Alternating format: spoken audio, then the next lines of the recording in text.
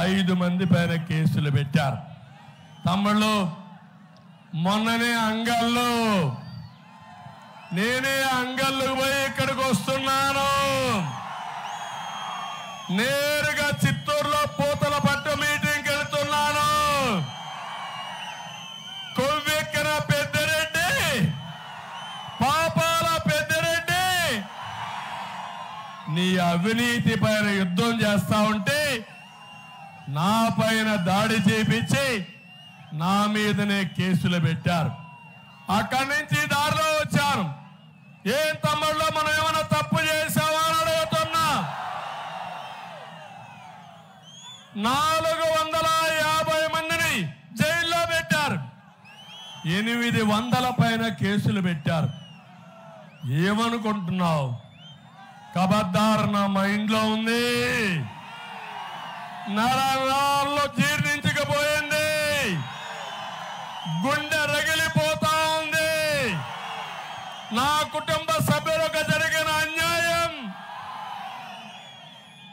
వదిలిపెట్ట నీ కథ తేల్చుకుంటా. నీకు కూడా గుణపాఠం చేసి నా కార్యకర్తలు ఎంత క్షోభ అనుభవించారో అంత క్షోభ నీకు పెట్టే బాధ్యత నాదని మరొకసారి హామీ ఇస్తున్నా. ఏం తమ్ముళ్ళు, మీరు సిద్ధమా అని అడుగుతున్నా. ధైర్యంగా ఉన్నారా అని అడుగుతున్నా. రోషం ఉందా అని అడుగుతున్నా. పౌరుషం ఉందా అని అడుగుతున్నా. ఎందుకంటున్నానంటే నేను ఒకటే మిమ్మల్ని కోరుతున్నా. నేను కూడా కిలారి, నల్లారి, కిరణ్ కుమార్ రెడ్డి కూడా రాజకీయాల్లో ఉన్నాం.